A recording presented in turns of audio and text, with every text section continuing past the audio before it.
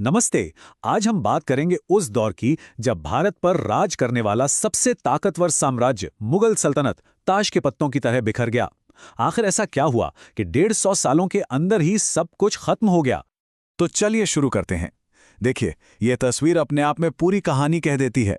एक तरफ है 1707 का वो विशाल मुगल साम्राज्य जो पूरे उपमहाद्वीप में फैला था, और दूसरी तरफ 1857 में सिर्फ दिल्ली तक सिमट कर रह गया एक नाम का साम्राज्य।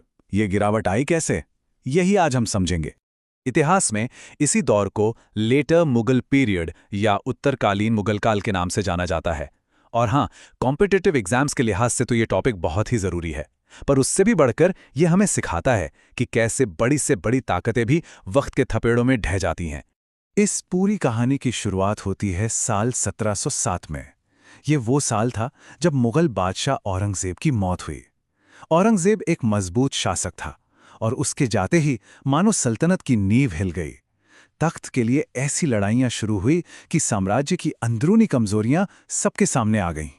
अब अगले हिस्से में देखते हैं कि इस गिरावट की वजह क्या थी।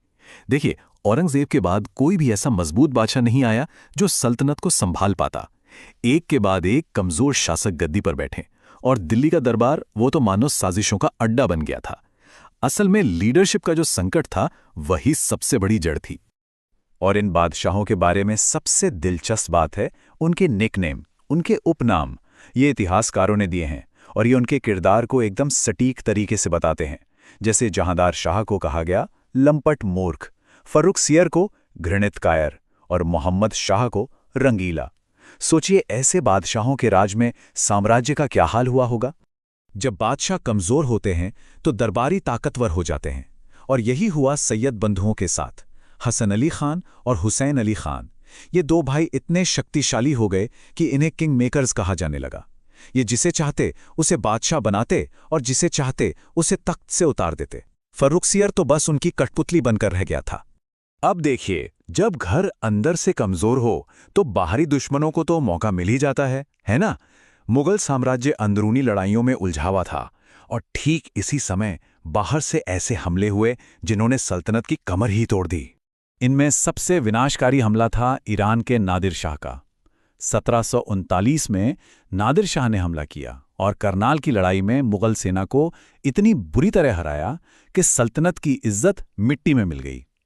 इसके बाद वो दिल्ली में घुसा, और उसने जो तबाही मचाई वो इतिहास में दर्ज है। और लूट का आलम ये था, जरा सोचिए।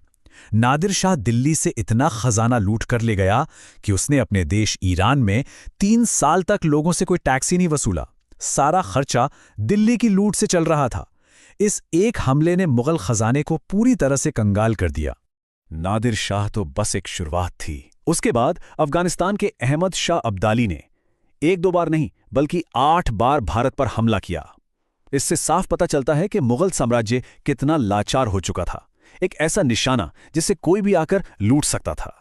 तो एक तरफ मुगल कमजोर हो रहे थे, मराठे और दूसरी ताकतें सिर उठा रही थीं, और उत्तर भारत विदेशी हमलों से तबाह हो रहा था। और इसी उथल-पुथल के बीच एक नई शक्ति, जो अभी तक व्यापारी बनकर बैठी थी, वो धीरे-धीरे अपनी असली ताकत दिखा रही थी। और ये थे अंग्रेज, ब्रिटिश ईस्ट इंडिया कंपनी। देखिए, अंग्रेजों का उदय अचानक नहीं हुआ।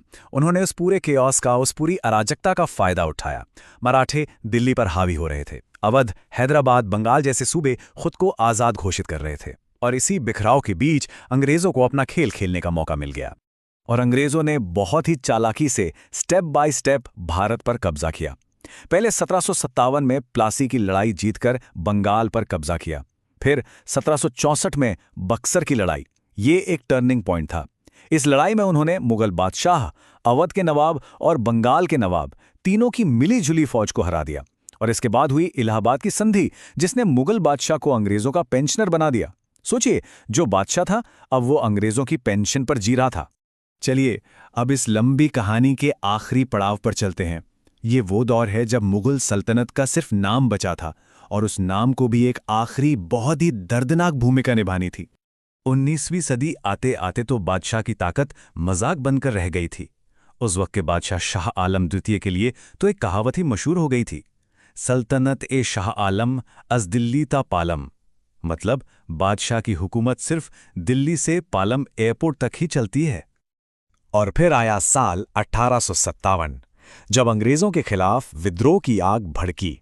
तो सिपाहियों को एक नेता चाहिए था, एक ऐसा चेहरा जिसके नाम पर पूरा देश एक हो सके। और उनकी नजर पड़ी दिल्ली में बैठे बूढ़े मुगल बादशाह बहादुर शाह जफर पर, जो एक बहुत बड़े शायर भी थे। लेकिन जब 1857 का विद्रोह नाकाम हो गया तो अंग्रेजों को वो बहाना मिल गया जिसका उन्हें इंतजार था। उन्होंने मुगल सल्तनत को आधिकारिक तौर पर खत्म कर दिया और आखिरी बादशाह बहादुर शाह जफर को उनके ही वतन से निकालकर रंगून बर्मा भेज दिया, जहां उनकी गुमनामी में मौत हो गई। बहादुर शाह जफर ने अपनी बेबसी और अपने साम्राज्य के खात्मे का दर्द अपनी शायरी में बयां किया है। उनका एक शेर है, ले उड़ी खाक बहा ले गया सैलाब मुझे। ये लाइनें मानूं उनके और उनके खानदान के अंजाम की पूरी कहानी कह देती हैं। तो मुगलों का पतन सिर्फ एक सल्तनत का अंत नहीं था, ये एक दौर का खत्म होना और एक नए औपनिवेशिक दौर की शुरुआत थी। इसने भारतीय इतिहास का एक पन्ना पलटा और ब्रिटिश राज का दरवाजा खोल दिया।